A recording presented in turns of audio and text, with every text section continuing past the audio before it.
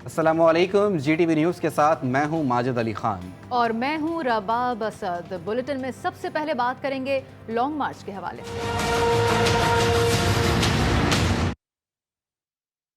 वफाकी वजीर दाखिला ने लॉन्ग मार्च में खून रेजी के मंसूबे का इंकशाफ कर दिया। राना सनाउल्लाह ने PTI रहनुमा अली अमीन गंडापुर की मुबैना ऑडियो सुना दी। ऑडियो लीक में अली अमीन गंडापुर एक शख्स से बंदूकें और बंदे लाने का कह रहे हैं। इस्लामाबाद में प्रेस कॉन्फ्रेंस करते हुए राना सनाउल्लाह ने कहा कि इमरान खान अपने ही कारकुनान की लाशें गिराकर एजेंसियों पर इल्जाम डालना चाहते हैं। बोले, हमने PTI को मुज़ाकरात की कोई पेशकश नहीं की। एक ऐसी एविडेंस जो है वो पेश करने जा रहा हूँ जो इस बात की तस्दीक करेगी कि ये एक फितना मार्च है, ये इस कौम को तकसीम करने और एक फसाद बर्पा करने की एक साजिश है। और इस मार्च में मुझे खून ही खून नज़र आ रहा है और मुझे लाशें गिरती हुई नहीं हैं और मुझे बड़े बड़े लोगों के जनाजे नज़र आ रहे हैं। इस पर उस बंदे को फौरी तौर पे, क्योंकि वो घर का बेटी था, उसे फौरी तौर पे जो है वो बग़ैर फॉर्मेलिटी पूरी किए जो है उसे पार्टी से निकाल बाहर किया है। हम ये पहले से कहते आ रहे हैं कि ये एक फितना है, ये कौम को तकसीम और कौम के जवानों को गुमराह करना चाहता है, ये इस मुल्क की तबाही चाहता है, ये सियासतदान नहीं है, इसका कोई जमहूरी रवैया भी नहीं है। अगर इसका जमहूरी रवैया हो तो इसके लिए सबसे बड़ा मसला जो है वो हिज़्ब इख्तिलाफ हो। वज़ीर आज़म शहबाज शरीफ ने अपोजिशन से मुज़ाकरात के लिए 13 रुकनी कमेटी बनाई है। कमेटी की सरबराही वफाकी वज़ीर दाखिला राना सनाउल्लाह को दी गई है। कमेटी की सरबराही कह रहे हैं कि उन्होंने PTI को मुज़ाकरात की कोई पेशकश नहीं की। दूसरी तरफ कमेटी की रुकन मरियम औरंगज़ेब कह रही हैं कि इमरान खान से मुज़ाकरात नहीं हो सकते हैं। वज़ीर आज़म शहबाज शरीफ ने अपोजिशन से मुज़ाकरात के लिए 13 रुकनी कमेटी बनाई है, जबकि कमेटी की सरबराही वफाकी वज़ीर दाखिला राना सनाउल्लाह को दी गई है। बिल्कुल, कमेटी के सरबराही राना सनाउल्लाह रहे हैं, उन्होंने PTI को मुज़ाकरात की पेशकश नहीं की, ऐसा उनका कहना है। दूसरी तरफ कमेटी की रुकन मरियम औरंगज़ेब कह रही हैं कि इमरान खान से मुज़ाकरात नहीं हो सकते हैं। वज़ीर आज़म शहबाज शरीफ ने अपोजिशन से मुज़ाकरात के लिए 13 रुकनी कमेटी बनाई है। कमेटी की सरबराही वफाकी वज़ीर दाखिला राना सनाउल्लाह को दी गई है। कमेटी के सरबराही राना सनाउल्लाह कर रहे हैं, जबकि मुज़ाकरात की कोई पेशकश नहीं की गई है, ऐसा कहना है राना सनाउल्लाह का। इसी सारे मामले के ऊपर बात कर लेते हैं। हमारे साथ मौजूद हैं senior anchor person Anika Nisar. Anika, क्या कहेंगी? एक तरफ जो है राना सनाउल्लाह की जानिब से कहा जा रहा है कि कोई पेशकश नहीं की है, जबकि दूसरी जानिब जो है वफाकी वज़ीर इत्तलात मरियम औरंगज़ेब कहती हैं कि पेशकश कर दी गई है और 13 रुकनी कमेटी भी बना दी गई है। अब वो समझ नहीं आ रही, वो टू बी और नॉट टू बी वाली सिचुएशन होती है। यहाँ भी कुछ सूरत हाल ऐसी ही हो रही है कि कमेटी और नॉट टू बी कमेटी। अजीब बात यह है कि जो कमेटी के अरकान है उन्हीं को इख्तलाफ है इस बात पे कि इमरान खान साहब से बात करनी है या नहीं करनी है। बात यह है कि खान साहब और पाकिस्तान तहरीक इंसाफ के लीडरान वर्सेस PMLN की सूरत हाल तो बड़े अरसे से चल रही है, लेकिन हम भी, तमाम सहाफ़ी भी और बहुत सारे और हल्का जात यही हुकूमत को भी और तहरीक इंसाफ को भी समझाते भी आए, अपने प्रोग्राम में भी बात करते हैं कि ये मामला डेडलॉक की तरफ जो गया हुआ है इसको आपको अल्टीमेटली थॉक करना पड़ेगा। You have to break the ice and ultimately get into a situation जहां आप लोग जो है वो सूरत हाल को बेहतर तरीके से मैनेज कर सके सियासी। लेकिन अनफॉर्चुनेटली सूरत हाल कुछ इस तरह से जा रही है कि यहाँ जिन लोगों ने कमेटी का मेंबर बनना है, जिन लोगों ने एक्चुअली बात करनी है, वो ऐसे तरीके से बिहेव कर रहे हैं बातचीत करने से पहले ही, कमेटी का काम शुरू होने से पहले ही, कि ऐसा लगता नहीं है कि जो कमेटी काम कर सकेगी या किसी भी तरीके से कामयाबी की तरफ जा सकेगी। लगता है ऐसा ही है कि कमेटी बनने से पहले, शुरू होने से पहले ही फेल हो गई। वो तो हमें वाज़े नजर आ रहा है कि बल्दियाती इंतखाबात होने चाहिए, जनरल इलेक्शन होने चाहिए, और जैसे ही जनरल इलेक्शन होंगे तो उनको कोई एतराज़ नहीं होगा। तो इस पर आप क्या कहेंगी कि मुज़ाकरात के दरवाजे PTI की तरफ से तो खुले हैं? नहीं, देखिए, मुज़ाकरात सिर्फ इस बात पे, इस कंडीशन पे होना कि हमारी वाली बात मानी जाए या जनरल इलेक्शन करवाए जाए। मुज़ाकरात होते हैं with open opportunities and with open heart और एंड ओपन माइंड। क्या दोनों अतराफ को इस तरह की बात है? ये हुकूमत ने सोचा हुआ है हमने जनरल इलेक्शन अगस्त से पहले नहीं कराने, और पाकिस्तान तहरीक इंसाफ ने सोचा है कि पाकिस्तान के जनरल इलेक्शंस 2023 किसी भी तरीके से अगस्त से पहले होने चाहिए। तो मुझे तो ये शुरुआत से ही डेडलॉक नजर आ रहा है। एक ऐसी बात जिसके ऊपर दोनों को इश्यूज है, क्या इसको किसी तरीके से बीच के पॉइंट पे लेकर आ सकेंगे या नहीं आ सकेंगे, that is the main question and I don't see that happening. मुझे नहीं लगता कि किसी भी तरीके से पाकिस्तान तहरीक इंसाफ इस बात से बच होगी कि लेट इंतखाबात कराए जाए और पाकिस्तान मुस्लिम लीग नून इस बात से, क्योंकि देखिए PMLN की सियासत की बका इस बात पे है कि क्या इंतखाबात देर से होते हैं या नहीं। जितना ज्यादा टाइम होगा, जितना ज्यादा वक्त होगा PMLN के पास और इत्तेहादी हुकूमत के पास, उतना ज्यादा उनके पास अपॉर्चुनिटी होगी कि वो अपने आप को प्रूव कर सके, और वो प्रूव करने के लिए वो लोग टाइम बाय करना चाहेंगे। तो इस सूरत हाल में, जिस सूरत हाल में अनिका, आप हमारे साथ ही रहिएगा। लाहौर का रुख कर लेते हैं। लाहौर के अंदर जो है हमारे ब्यूरो चीफ लाहौर अरसलान रफीक भट्टी भी हमारे साथ मौजूद होंगे। अरसलान, आप क्या कहेंगे? इस वक्त जो है हुकूमत की जानिब से जो है एक तरफ कहा जा रहा है कि कमेटी नहीं बनाई गई है, जबकि एक वफाकी वजीर कहते हैं कमेटी बना दी गई है। आप तमाम तर सूरत हाल को कैसे देखते हैं? आपके ज़राए क्या कहते हैं? क्या कोई बैकडोर राब्ते और मुज़ाकरात शुरू हो चुके हैं? देखिए, जो तहरीके इंसाफ के जो अहदेदारान, उनके मरकज़ी रहनुमा हैं, जो इस वक्त लॉन्ग मार्च मेरे पीछे जो है काफ़ी बड़ी तादाद लोगों की मौजूद है, उनकी सिर्फ एक डिमांड है। वो ये बार बार कह रहे हैं कि जी हम बिल्कुल मुज़ाकरात के लिए तैयार हैं, लेकिन हमारे साथ मुज़ाकरात की शर्त उनकी ये है पहली कि जी इलेक्शन की तारीख पहले दे दें, उसके बाद हमारे साथ मुज़ाकरात के लिए बैठ जाएँ। लेकिन मामला ये है कि हुकूमत कहती है कि मुज़ाकरात करें, कोई नतीजा निकलता है तो ठीक है, हम सीरियस मुज़ाकरात करते हैं। सुबह फवाद चौधरी साहब आए, उन्होंने कहा कि जी हम मुज़ाकरात के लिए तैयार हैं, लेकिन हम इस टीम के साथ मुज़ाकरात नहीं करेंगे। तो फिर वज़ीर दाखिला अगर मुज़ाकरात नहीं करेगा तो कौन करेगा? मामला ये है कि क्या डिमांड इस तरह की मानी जा सकती हैं या नहीं। लेकिन बहरहाल जो लॉन्ग मार्च के हवाले की बात है, जो बाकी चीज़ें बात है, मुज़ाकरात बिल्कुल होने चाहिए। पूरी कौम एक हिजान की कैफियत में मौजूद है इस वक्त कि वो क्या करना चाह रहे हैं, क्या हो रहा है। चूँकि ये GT रोड देखें, यहाँ लोगों को मुश्किलात का भी सामना है कुछ ना कुछ। जो नज़दीकी लोग थे, मैंने उनसे बात की तो उनको कहा कि हम सुबह से निकले हुए हैं, कई बारात कोई जी वो रुकी हुई है, किसी जो वहाँ पे अपने मैयत पे जाना है, किसी के कफन दफन के लिए जाना है, तो वो रुके हुए हैं लोग। लेकिन ओवरऑल अगर बात की जाए तो जो आपके यहाँ पे लॉन्ग मार्च के जो शुरका हैं, जो कायदीन हैं, उनका यही डिमांड थी कि जी हकीकी आज़ादी चाहते हैं और हम मुज़ाकरात भी चाहते हैं, हमारे दरवाजे खुले हैं। लेकिन जब हुकूमत इस पर बात आती है तो हुकूमत के साथ बात करने को वो तैयार नहीं है, तो फिर जाहिर है हल किस तरह निकलेगा अगर बात नहीं करेंगे। तो इस्लामाबाद की जो बात है, इस्लामाबाद में जो बैठी है मैनेजमेंट यहाँ पे, गवर्नमेंट जो है उन्होंने तो ऑफ़र दी है, लेकिन जो पाकिस्तान तहरीक इंसाफ के जो लोग हैं, अहदेदारान हैं, मरकज़ी रहनुमा हैं, वो ये बात पर ज़िद है कि पहले इलेक्शन की तारीख दी जाए और उसके बाद आगे बात चलेगी। भट्टी साहब, आप हमारे साथ लाइन पर ही मौजूद रहिएगा।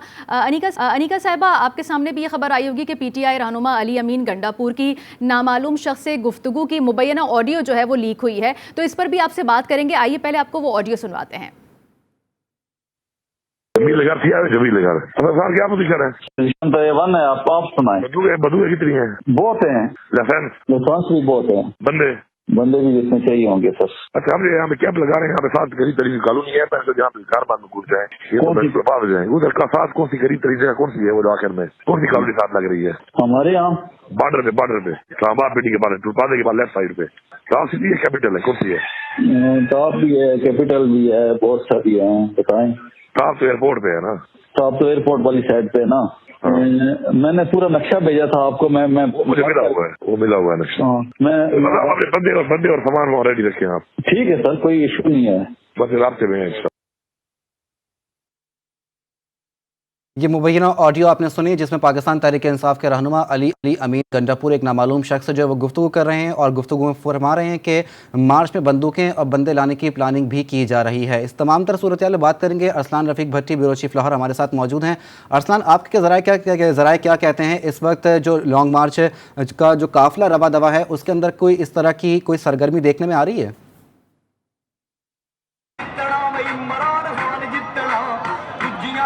मेरे से बात कर रहे हैं? जी, अरसलान रफीक भट्टी आपसे ही बात कर रहे हैं। आपसे ये पूछ रहे हैं कि आपने गुफ्तगू सुनी अली अमीन गंडापुर की, जो अब से कुछ देर पहले जो है वफाकी वज़ीर दाखिला राना सनाउल्लाह ने सुनाई है और जिसमें मुबैना ऑडियो है ये, और इसमें जो है वो गुफ्तगू कर रहे हैं कि किस तरीके से जो है वो बंदूकें लाने और बंदे लाने की प्लानिंग की जा रही है। इसके ऊपर आप क्या कहेंगे? आपके ज़राए क्या कहते हैं?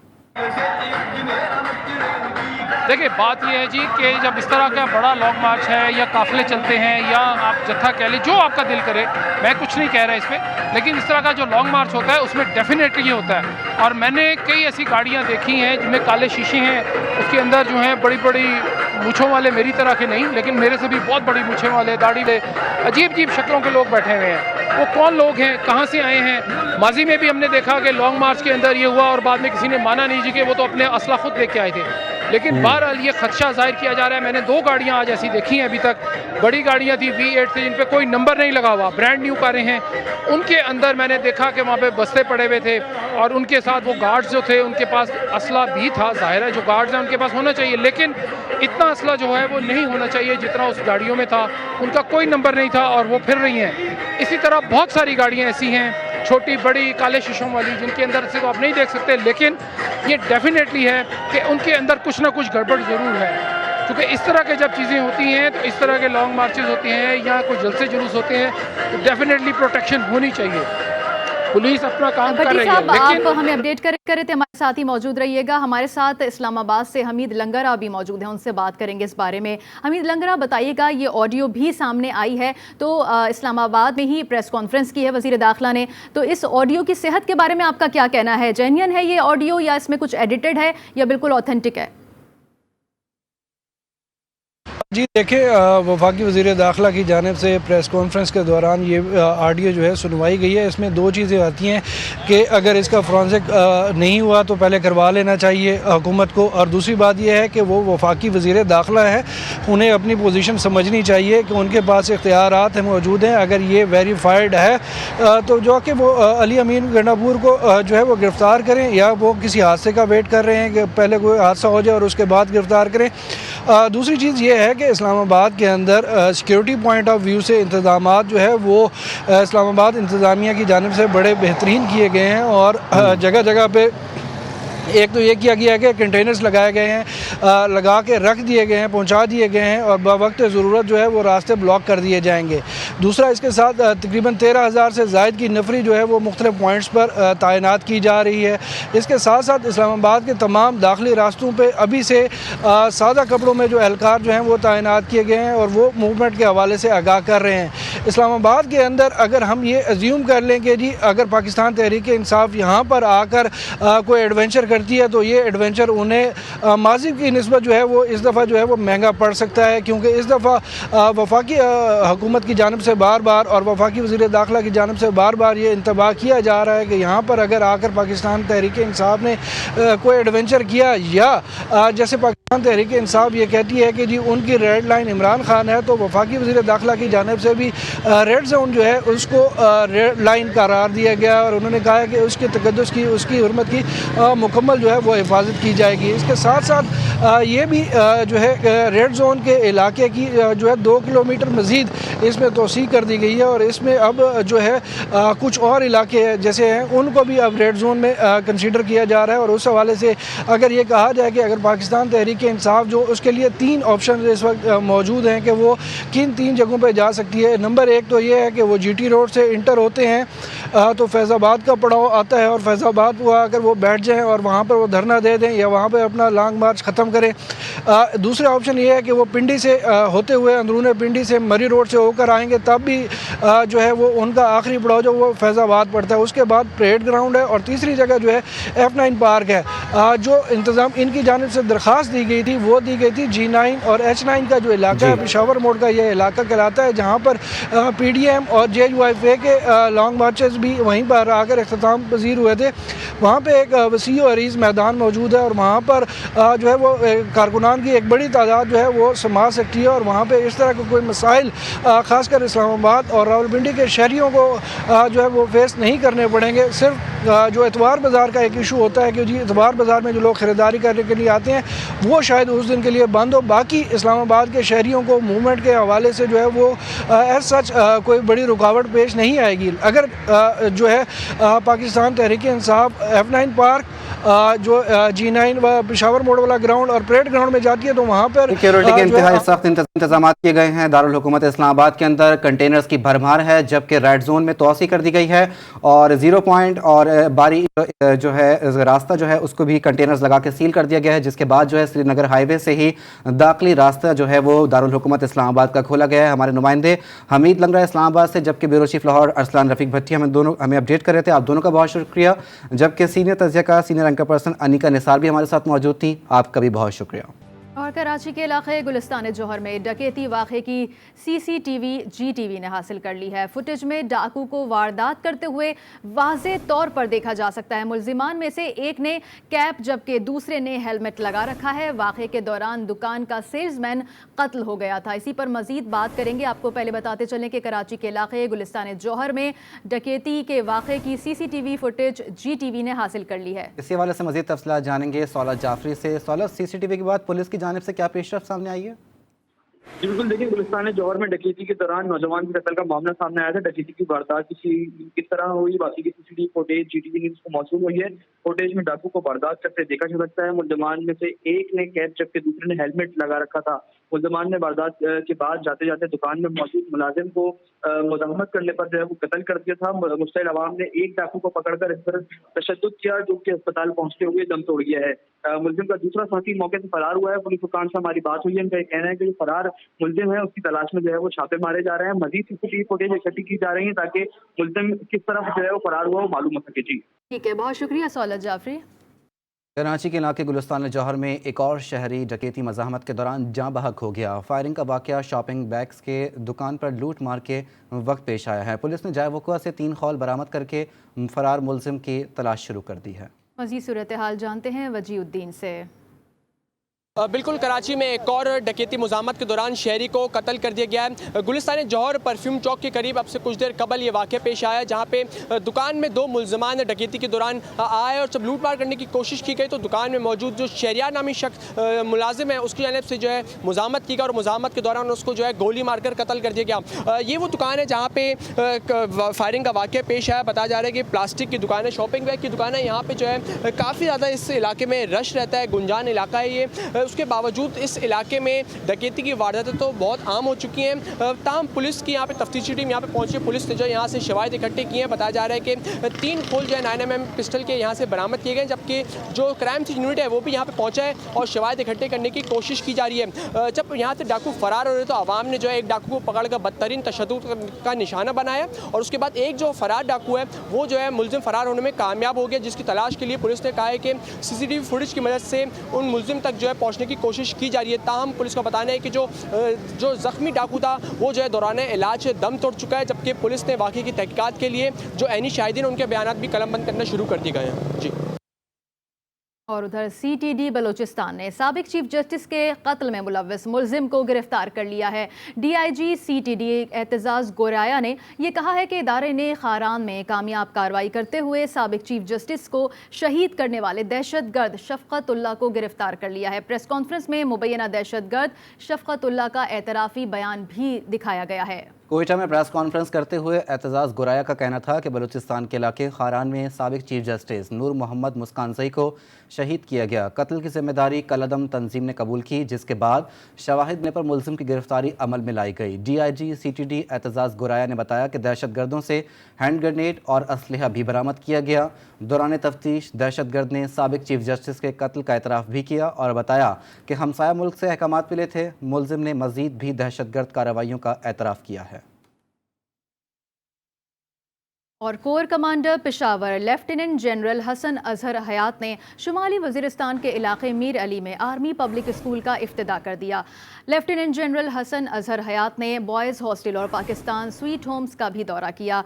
ISPR के मुताबिक मकामी अफराद के मुतालबे पर आर्मी पब्लिक स्कूल का क़याम अमल में लाया गया है। स्कूल में 1ली से 8वीं जमात तक के तलबा तालीम हासिल कर सकेंगे।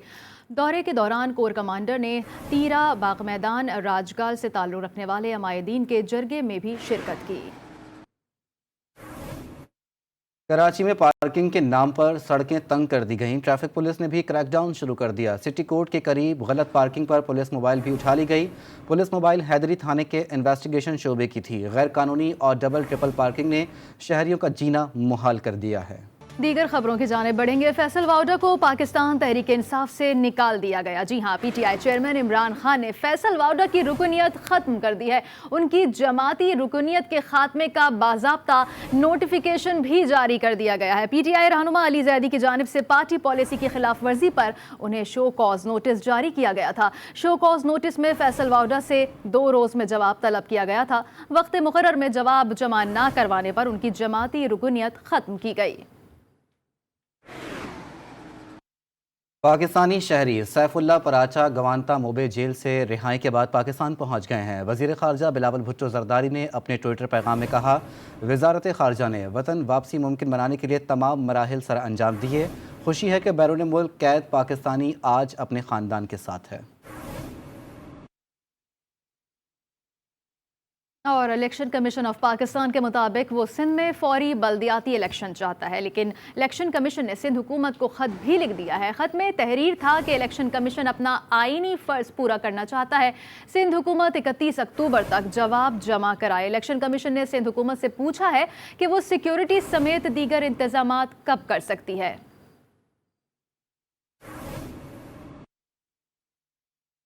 उमरकोट में मानसून बारिशों और सैलाब के बाद फसलें तबाह हो गईं। मवेशियों की कीमतों में कमी के बायस मवेशी मालिकान शदीद परेशानी का शिकार हो चुके हैं। सैफुल्ला मंगरियो रिपोर्ट कर रहे हैं। उमरकोट में सैलाब की तबाहकारियों ने जहां जमींदार तबके को परेशान कर रखे हैं, वहीं मवेशियों में मुख्तलिफ बीमारियां फैलने की वजह से उनकी कीमतों में 50% कमी हो गई। मवेशी मालकान भी शदीद परेशानी का शिकार हैं। उमरकोट के मुख्तलिफ शहर में कायम बकरा मंडियों में मंदी का रुझान है। मवेशी मंडी में बड़ी तादाद में मुख्तलिफ किस्म के जानवर मौजूद होने के बावजूद खरीदार न होने से मवेशी मालकान को शदीद परेशानी का सामना करना पड़ रहा है। ये माल इसी वजह से ज्यादा आ रहा है, तो क्यों बारिश का पानी घरों में और जमीनों में खड़ा है, घास वगैरह है नहीं और मवेशी मर रही है। इस वजह से लोग आगे परेशान है। मंडियों के अंदर जो ना वो बिकरा जो माल का है वो तमाम कम हो रहा है और बरसातों के हवाले से जो बरसातों ने तबाहकारी की है और ज़मीनें बिल्कुल ही इस तरह एरिया की डूब चुकी हैं। व्यापारियों ने हुकूमत सिंध से मुतालबा किया है कि मुसीबत की इस घड़ी में मवेशी मालकान को फौरी रिलीफ फराहम किया जाए ताकि मवेशी मालकान की परेशानी कुछ कम हो सके।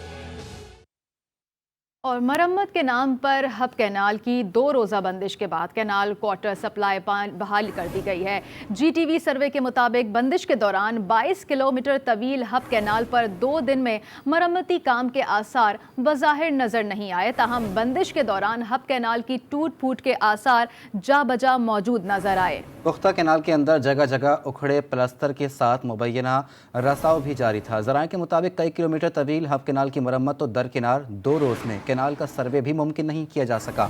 ज़राए के मुताबिक कैनाल की मरम्मत के लिए मुख्तस करोड़ों रुपए बजट के बावजूद मुबैना तौर पर हकीकी मरम्मती का काम आज तक नहीं हो सका। तर्जुमान वाटर बोर्ड के मुताबिक हब कैनाल का मरम्मती काम मुकर्ररा मुद्दत में मुकम्मल कर लिया गया है। और सिंध में मरीजों के लिए सबसे बड़ी खुशखबरी आ गई है। जी हां, वजीर सेहत डॉक्टर अजरा पेचोहो ने सक्खर में SIUT के ताउन से रोबोटिक सर्जरी का इफ्तिताह कर दिया है। सूबाई वजीर सेहत का कहना था कि अब SIUT अस्पताल सक्खर में रोबोटिक ऑपरेशन होंगे। डॉक्टर अदीब रिजवी ने कहा कि रोबोटिक सर्जरी एक ख्वाब था जो आज पूरा हो गया। डॉक्टर अजरा पेचोहो ने एतराफ़ किया कि सिंध में डॉक्टर्स की कमी है, जल्द मजीद डॉक्टर्स भर्ती करेंगे। में नहीं है और हम कोशिश करते हैं कि हम ज़्यादा से ज़्यादा डॉक्टर्स लें। आपको पता है कि हेल्थ फैसिलिटीज़ को ह्यूमन रिसोर्स की ज़रूरत है। सर्विस कमीशन था वो बहुत अरसे से 2-3 साल से ना पैद हो चुका था क्योंकि कोर्ट की जजमेंट आ गई थी और कोर्ट ने उसको नहीं किया था उसको। लेकिन अभी दोबारा हमने भेज दिया है लोगों के रिक्वायरमेंट, हमारी HR की रिक्वायरमेंट डॉक्टर्स की, नर्सेज की, और वो उस पर गौर कर रहे हैं। आगे बढ़ेंगे और आपको बताएं, गिलगित के इलाके अस्तोर में मारखोर के शिकार के लिए तारीख की सबसे बड़ी बोली दे दी गई है। महकमा जंगली हयात के मुताबिक सबसे बड़ी बोली की कीमत 3,71,86,000 रुपये है। चित्राल में अमरीकी शहरी ने 2,20,00,000 रुपये देकर मारखोर का शिकार कर लिया। अस्तोर में एक शिकारी ने $61,000 में मारखोर का शिकार किया। तर्जुमान के मुताबिक शिकार से हासिल आमदनी का 85% हिस्सा शिकार के मकाम से मुल्हिका कम्युनिटी को दिया जाता है। 15% हिस्सा कौमी ख़जाने में जमा होता है। गिलगित में ट्रॉफी हंटिंग लाइसेंस की नीलामी में मकामी, मुल्की और गैर मुल्की आउटफिटर्स ने भी हिस्सा लिया। और कोयटा में निजी स्कूल के बच्चों ने साइंसी नुमाइश में शुरा को हैरान कर दिया। नन्हे साइंसदानों ने अपनी तख्लीकी सलाहियतों के जरिए शमसी तवानाई से चलने वाली गाड़ी समेत मुख्तलिफ मॉडल्स पेश किए। नुमाइश का अहवाल जानते हैं मोहम्मद फैजान खान की इस रिपोर्ट में। कोयटा के निजी स्कूल में सजे साइंसी मेले में दुनिया में घूमती सैटेलाइट, स्मार्ट गाड़ी, चोर पकड़ने वाले डिटेक्टर समेत मुख्तलिफ साइंसी तख्लीकात नुमाइश के लिए रखी गईं। नन्हे साइंसदानों ने अपनी तख्लीकियात से नुमाइश में आए शुरा के दिल जीत लिए। नन्हे साइंसदानों की तख्लीक इनके ख्वाबों की अक्कासी करती नजर आई। मेरी क्लास है 100। मेरा नाम मोहम्मद इब्राहिम है। मैं बड़े होकर बनना चाहता हूँ साइंटिस्ट, और ये मैंने बनाया है अर्थ। सोलर सिस्टम से बैटरी होती है, बैटरी स्टार्ट होती है, बैटरी से हम ऑन बटन दबाते, ऑन बटन के बाद मोटर स्टार्ट होता है, मोटर से वो टैंक में हम पानी आता है। एलपीजी गैस बनाई है जो पेट्रोल से और वाटर से चलती है, तो इसका कुछ ऐसे कि कंप्रेसर से, और ये बिजली से भी चलती है, ये सोलर पे भी चलती है, ये यूपीएस के बैटरी पे भी चलती है। स्कूल मुंतज़मीन के मुताबिक साइंसी नुमाइश का मकसद नन्हे साइंसदानों की तख्लीकी सलाहियतों को जांचने के साथ साथ किताबी मालूमात को अमली तौर पर समझाना है। आप जो कर रही हैं उसको प्रैक्टिकल करके देखें, क्योंकि पढ़ना एक अलग चीज़ है और प्रैक्टिकल एक अलग चीज़ है। तलबा तालिबात ने अपनी तख्लीकी सलाहियतों और साइंसी महारत का ऐसा भरपूर मुजाहरा किया जिससे अंदाज़ा लगाया जा सकता है कि इन्हें बेहतर निज़ाम तालीम और मौक़े फराम किए गए तो मुस्तक़बिल में ज़रूर अच्छे तख्लीक़कार बन सकते हैं। कैमरामैन शहबाज अली के साथ मोहम्मद फैजान खान, GTV न्यूज़ कोयटा। खेल के मैदान से आपको अपडेट करेंगे। पे दर पे शिकस्तों का सामना करने वाली कौमी क्रिकेट टीम वर्ल्ड T20 में अपनी बका की जंग लड़ने की तैयारियों में मसरूफ़ है। कौमी स्क्वाड ने पर्थ के वॉका क्रिकेट स्टेडियम में भरपूर ट्रेनिंग की। तमाम खिलाड़ियों ने बैटिंग, बॉलिंग और फील्डिंग की मशकों में हिस्सा लिया। पाकिस्तान और नीदरलैंड के दरमियान कल 12 बजे मैच खेला जाएगा। और माजिद, आपको पता है कि भारत में बिना हेलमेट मोटरसाइकिल चलाने वाले शहरी का चालान काट दिया गया। चालान कटने के बाद नौजवान ने दिल का दौरा पड़ने की वो अदाकारी दिखाई कि अदाकार भी क्या सोचते होंगे। जी हाँ, आप भी देखिए।